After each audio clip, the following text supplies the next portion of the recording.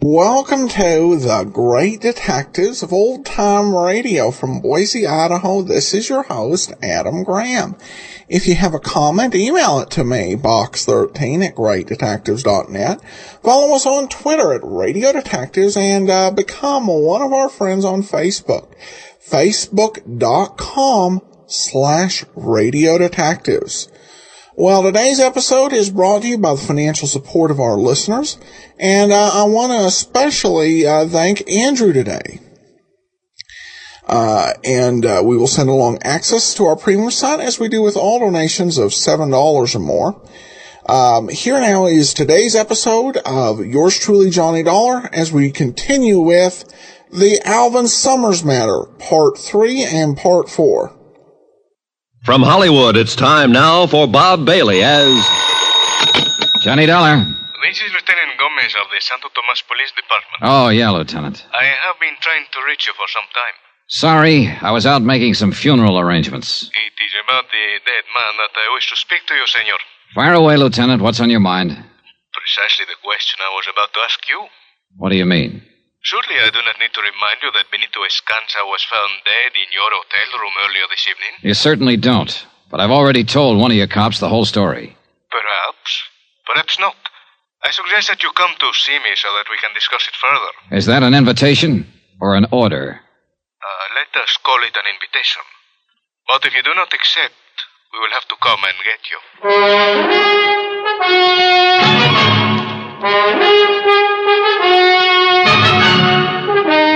Tonight and every weekday night, Bob Bailey in the transcribed adventures of the man with the action-packed expense account, America's fabulous freelance insurance investigator. Yours truly, Johnny Dollar.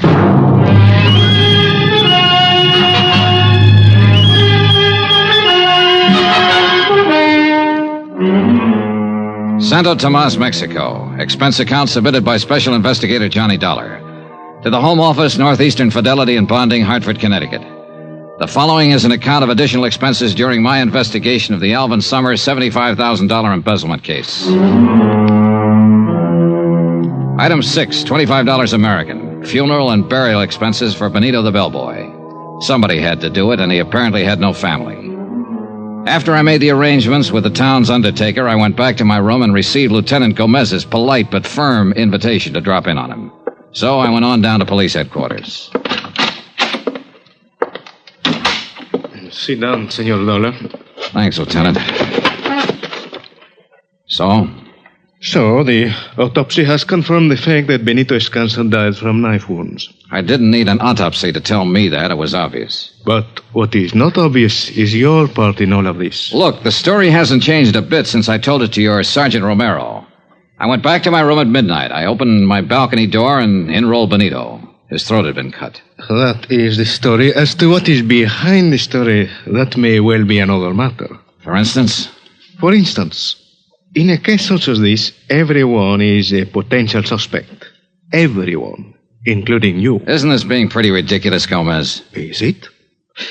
Then perhaps you would be kind enough to tell me if there was some legitimate reason Benito had his throat cut in your hotel room. Well, in the first place, if you're interested in alibis, I've got one. Indeed? Indeed. I was with a girl named Gloria Harris up at the Hotel Playa del Mar all evening. You can check that. Oh, you may be quite certain that I am checking on all your activities this evening, senor. In the second place, if you're interested in motives, I don't have one. No? Why would I want to kill Benito when I was hoping to get some information from him? Information of what sort, Senor Dollar? Oh, I guess I better start at the top, Lieutenant. Here's my card. You are an insurance investigator. That's right. About 6 months ago, a man named Alvin Summers up in the States embezzled $75,000 from the company he worked for. The outfit I'm representing in the deal wrote the bond on him, so they were stuck for the money. $75,000. A couple of days ago, they got a long-distance phone call from down here in Santo Tomas. The man who called claimed that he had information about Alvin Summers. That's why I came down here. Now, who was the man who telephoned? We don't know. I came on the chance that he might contact me here, or that I might get some kind of lead on Alvin Summers' whereabouts. And have you? No, on both counts. Benito said he knew about a place where Summers used to live. He was going to take me there tonight. But apparently somebody had other ideas, and a knife to back them up. I see. And nobody has tried to contact you? Oh, sure. Several people have, but always for the wrong reason.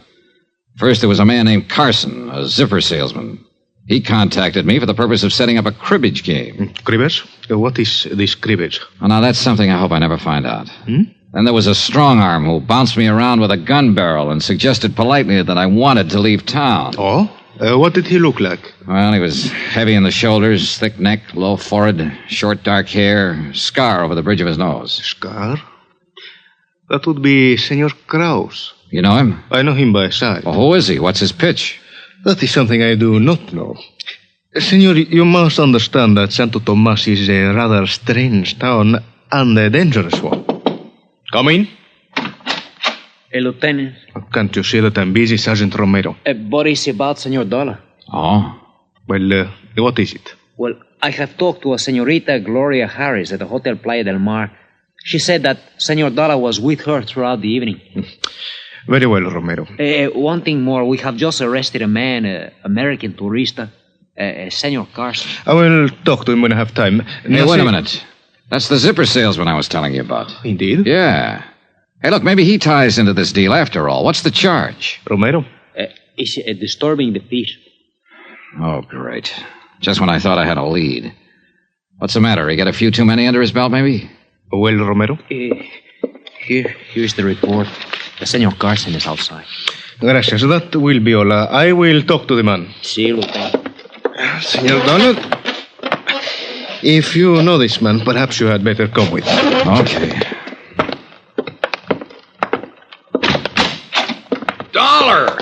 Say, I'm sure glad to see you. Hiya, Carson. What seems to be the trouble? Well, it wasn't as much as they made it, Dollar. Fella goes out stepping. Sometimes he, well, you know. Hey, he steps a little too far. Well, I was only having a little fun. Senor Carson, this report states that you are at the Hotel Playa del Mar this evening. That's right. But now, It Lieutenant... further states that you became increasingly noisy and that at one point, during a dance by an entertainer, you grabbed a serape from one of the musicians and attempted to join in the dance. Now, Lieutenant, maybe I was a little out of line, but Further, that when the dancer refused to dance with you, you chased her around the patio several times. Trying to sell her a zipper, maybe? Oh, no, Dollar, let up on a guy, will you? And that finally, when the musician attempted to get his serape away from you, you broke his guitar over his head. Say, when you get going, you're a real tiger, aren't you? Are these things true, Senor Carson? Well, I suppose the facts are correct, but they sound different somehow down here. I was just trying to have a little fun, you know. See, Sergeant Romero will conduct you to the magistrate. Romero! Well, Dollar, you're just going to stand there and not do anything? After all, we both live at the same hotel, and... And? Oh, you're a big help. What'll happen to him, Lieutenant? Oh, you will have to pay the damages, and there will be a fine. Which will probably go on his expense account. Lieutenant, you started to tell me about this Beetlebrow Kraus who put a few dents in me. I started to say that before the people from Mexico City built the new hotel, this town unfortunately used to be something of a haven for undesirable characters from the United States. Fugitives, huh? Some of them still remain. And although I know very little about Senor Kraus, it is probable that he is one of them. Could be. You say that he and Senor Carson are the only ones who have made any effort to contact you? Yeah, except for Gloria Harris, of course. I still haven't found out what's on her mind. I mean, what else is on her mind. She says she's down here on a vacation. Indeed. In that case, it has certainly been a long vacation. What do you mean? She has been here for several months, to my knowledge. Well. Now, that's very interesting, Lieutenant. Thanks. Anything else you want to ask me about Benito? Not at the moment, but I suggest you remain available. You know where to find me.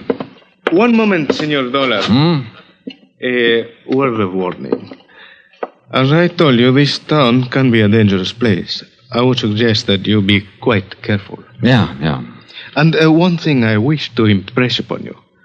If you are at any time tempted during your investigation to take the law into your own hands, I assure you that you will regret it. Well, in that case, I hope you're around when and if I need you. Whether or not I am available, the warning still applies. Okay. Be seeing you. Johnny. Wow, Gloria. I thought you were tucked in for the night. I couldn't sleep, so I called your hotel. Oh? They told me that the bellboy had been murdered, that you were at the police station, so I came down here. Is there anything I can do? Not for Benito, I'm afraid. He was killed in your room? Yeah. You think he could have been killed by mistake? Mistake? You mean maybe I was supposed to be the target? Hey, it's a thought. Johnny, you're in trouble of some kind. I wish you'd tell me what it is. You're not just down here on a vacation. Speaking of vacations, Gloria, let's... Johnny, what is it? Keep looking straight ahead. There's somebody across the street in the shadows. He's tailing us. Can you see who it is? When he goes past that light, I'll be... Well, what do you know? My old friend Krause again. You mean the man who came to your room and was looking for you on the beach? That's the boy. Funny how he always seems to pop up when I'm with you. Johnny, I tell you, I don't know him. Doesn't matter right now. Come on. Turn into the alley here. Okay. Now keep going straight down this alley and out the other end. Go back to your hotel and I'll call you there later. I may be a while. What are you going to do? Wait for him. No, Johnny. Look, Gloria, don't give me any argument this time. Get going. After she was out of sight, I ducked into a doorway. Then I waited. Yeah, Krause was following all right. I waited until he got right up to me. And I dove at him. You! That's right, me. Drop the gun. Drop it. Yeah, this time I'm ready for you, sweetheart. Funny thing about me, Krause. I don't like guys working over me with a gun barrel, ever. All right. Now you're going to tell me what this is all about. Why you've been tailing me. Why you worked me over with a gun barrel in my room last night. I want to hear all about it. You know why. Talk. I said talk. You're not taking me back. Taking you back? I know you came down here after me, but I ain't going back. What are you talking about? I know what happens to a 3-time loser. 3-time? Want me back home, you gotta carry me. Hey, wait a minute. You ever hear of a man named Alvin Summers? Oh? How about Gloria Harris? No. You sure about that, Krause? Look, Don. Look, I'm telling you the truth. Yeah, I guess you are. You're too punchy right now to give me a routine. Yeah, I think I get it. You're wanted in the States. You figured I was a cop and came down here to make a pinch. Brother, right now, I sure wish I was. You mean you... No, I'm no cop. I guess I made a mistake. You sure did, Buster. No hard feelings? Oh, no, not at all. I just love the feel of a gun barrel whipping across my face. Krause, I got a nice little piece of advice for you. Next time, you better find out what the score is before you jump into the ball game.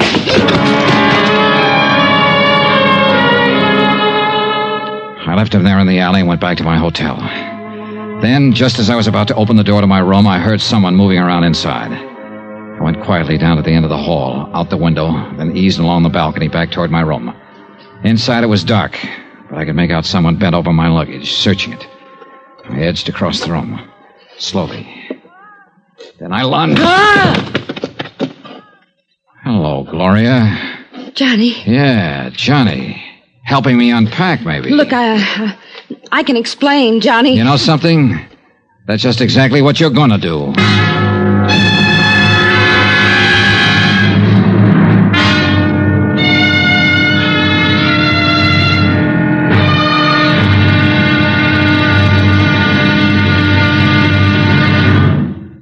Johnny Dollar. Yeah, remember me, sweetheart? Johnny, I didn't I'm think... the guy you were making the big pitch for. Dancing, moonlight on the beach, the complete routine. Oh, I gotta hand it to you, baby. That was real nice acting. No, it wasn't acting, Johnny. I meant it, all of it. Oh, sure, Gloria, sure. That's why I catch you here and searching my room. That's all part of the big romance, huh? I can explain. And that's just what you're gonna do. Hey, look, Gloria, one guy has already wound up dead on this deal. I've got a strong hunch I'm number 2 man on the list. And this baby I do not want.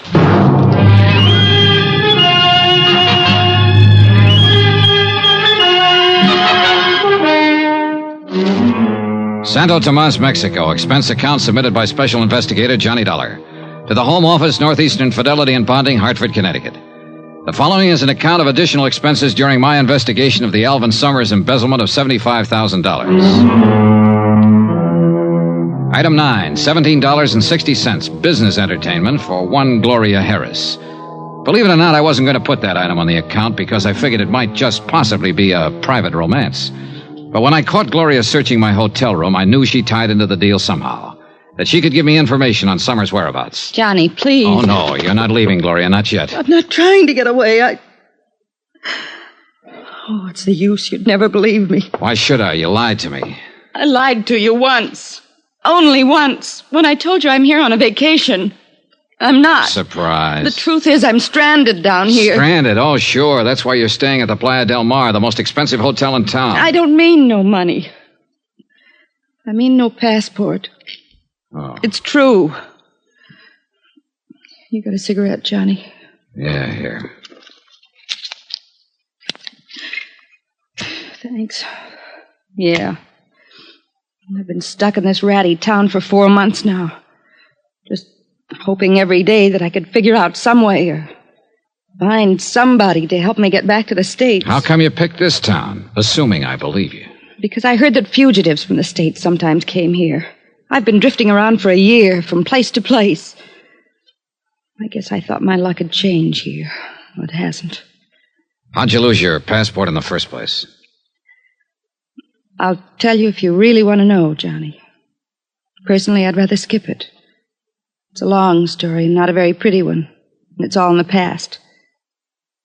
Let's just say I made a mistake about a guy. Okay, Gloria, okay.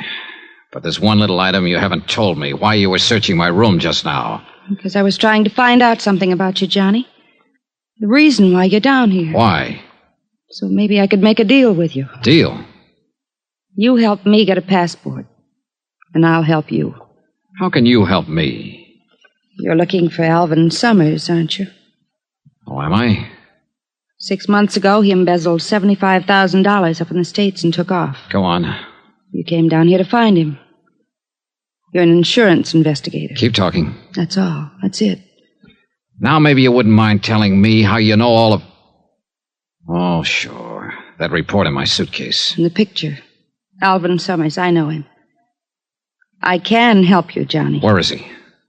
First, I've got to know if you'll help me. The passport? The passport. Well, what do you expect me to do about that? In your business, Johnny, you must meet a lot of people, all kinds. Maybe one of them has an extra passport or two for a price, maybe. All right, I'll see what I can do. That the best you can say? That's the best. Take it or leave it. All right, I'll take it. I haven't any choice. Now, about Alvin Summers. I'll take you there, to Summers' place. Where is it? Down the beach, about a mile below town. Then into the jungle a little way. How come you know where it is? I met Alvin Summers a couple of months ago. Here in Santo Tomas? Yeah. I went there once for dinner. Okay, you take me there, Gloria. First, I'd better go up to the hotel and change. The country's pretty rough on clothes. Okay, I'll meet you at your hotel in half an hour. Johnny. I only lied to you about one thing. The reason I was down here. The rest of it I meant. Last night. On the terrace and on the beach. I meant all of it. Really, Johnny. And I mean this. You know, I'm kind of glad you told me that. See you in half an hour.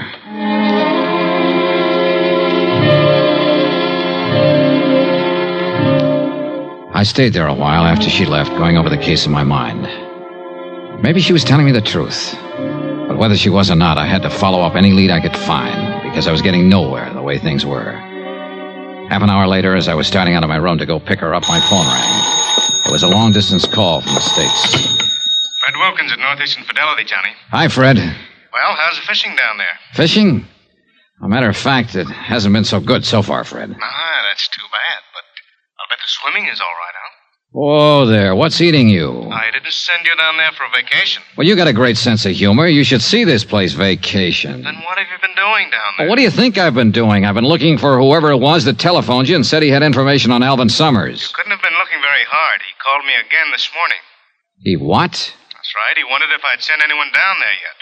Hey, look, Fred, this guy is not easy to find, believe me. And I think I know why. Obviously, somebody doesn't want him to talk, and that somebody could be Alvin Summers, about one jump behind him. Summers, you think he's around there? Could be. I'm leaving right now to find out. I've got a lead on where he lives. There's somebody at the door. I'll call you when I get anything. Do that. Brother. Fishing. Oh, Lieutenant Gomez. Well, look, I'm in sort of a hurry right now. This will not take long. Okay. What is it, Lieutenant? Early this morning, one of my men found Senor Krause in the alley. How is he feeling? He had been badly beaten. He would not tell us anything, but it was fairly obvious who had done this to him. So, the last time we talked, Senor Dollar, I warned you not to attempt to take the law into your own hands. Now listen, Gomez, if you think I want to take a pistol whipping like he gave me and not do anything about it, Do not misunderstand. I care nothing about Krause personally or what happens to him. I'm thinking about something more important. For instance? You are looking for Alvin Summers, a man who quite obviously does not want to be found. So? So, when you find him, it is quite possible that there will be trouble. Granted. But let's face a few facts, Lieutenant. You and your boys can't help me. You're in charge of the Santa Tomas police force, all 2 men. And I imagine you've got a few other things on your mind besides an embezzler from the States and an insurance investigator. That may So well that be means true. I've got to do it on my own. Very well, Senor Dollar. This morning I attended the funeral of Benito Enscanza, who was killed because he had information about Alvin Summers. If you find Summers and take the law into your own hands again, I fear I may have to attend another funeral. Yours. That's what I liked about Gomez. He was the cheerful type. Well, I picked up Gloria at her hotel and we headed for Summers' place. We walked down the beach about a mile below town. The beach kept narrowing as the jungle crowded closer and closer to the water. This place is in from the beach a ways. There's a little path pretty soon that leads in. You could walk right by it and never see it. Here it is. And that's just what we'll do. Walk right by it. I don't want to lead anyone else here. There's nobody else on the beach. I'm not talking about the beach. That's a regular jungle in there. 20 people could be watching us, so we'd never see them. Oh, I guess so. Okay. Now we'll go in here, then work our way back to the path. Brother, this is pretty thick in here. Yeah. Oh, when you're walking through thick brush like this, you always feel like somebody's watching you. Imagination gets pretty strong sometimes. I think it's a little more than imagination. What do you mean? Stop a minute. Listen. I don't hear it. Johnny. Yeah, somebody's tailing us again. Look, keep moving straight ahead. I'm going to circle and see if I can intercept him. All right, but be careful. Gloria moved on, and I started circling to the right. Every few seconds, I'd stop and listen. Yeah, he was still there. I pegged the direction of the sound and started edging toward it slowly. Then my foot caught on a butt. I scrambled to my feet and kept going in the same direction. There was a small clearing ahead. I reached it, stopped, and listened. Nothing. Whoever I was chasing seemed to know the country better than I did. He'd disappeared. I caught up with Gloria a couple of 100 yards farther along the trail. Any luck, Johnny? No. Whoever it is pretty good at keeping out of sight. Are you sure it was a person? Might have been some kind of animal. Yeah, maybe. You can see a corner of Alvin Summers' hut from here. Past that big tree. Yeah, come on. And stay behind me. All right. If there's any trouble... You think there will be? Look, a guy who's this careful about hiding doesn't usually welcome visitors. Quiet now. No sign of life. Keep back against the wall. I'm going to open the door.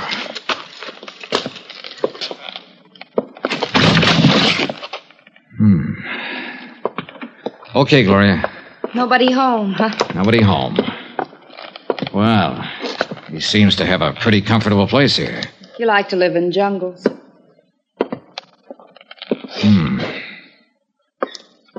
Yeah. What? Looks like he hasn't been around for several days. Oh? The food in these cupboards, pretty moldy. Yeah, I guess they've cleared out. They? Uh-huh. He and whoever was here with him. What makes you think someone was? For one thing, 2 sets of dirty dishes over there. Maybe he just wasn't neat. He'd have to have been awfully neat to use 2 toothbrushes and 2 kinds of toothpaste, and 2 people have been eating at this table. See the crumbs? Maybe there's something around here that could give you a clue to where he might be now. Maybe. If he's still alive. What do you mean? You think he isn't? Oh, I don't know, but if somebody else was living here, too, it could mean he had a partner in this deal. And it's a funny thing about that kind of playmates. Sooner or later, they start quarreling about who's going to hold the marbles. $75,000 worth in this case. Johnny, if he is dead, that leaves you nowhere. Maybe not. Hey, listen. What? Yeah. Sounds like our shadow is somewhere outside. Keep talking, Gloria. Normal tone. I'm going out the back way and see if I can spot him. Why don't you look around the hut, Johnny?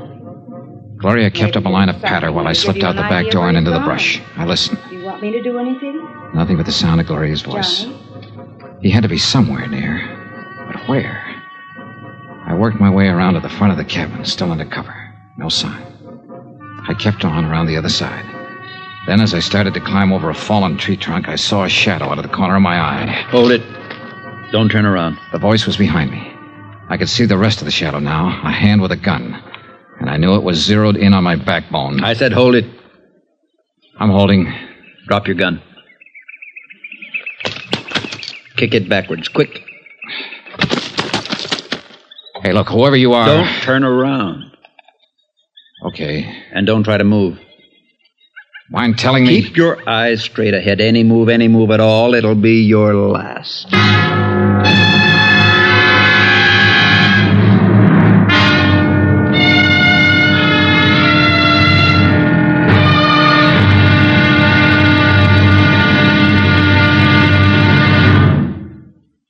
There'll be the final exciting episode in our story of the Alvin Summers matter tomorrow. Yes, tomorrow. How to find out what you've been looking for the hard way. Join us, won't you? Yours truly, Johnny Dollar.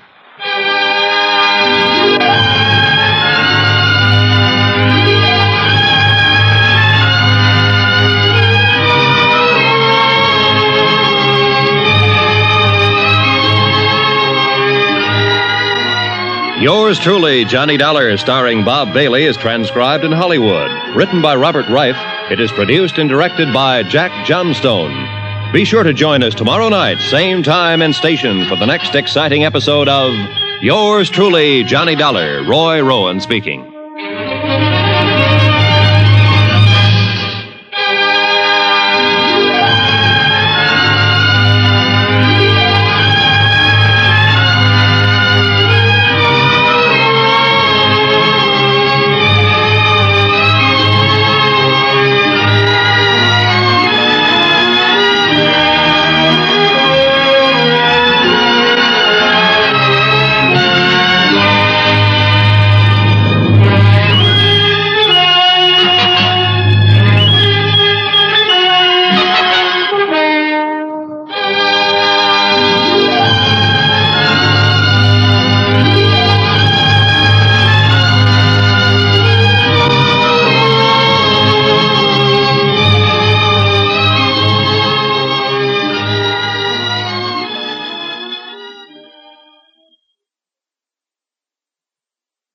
Welcome back.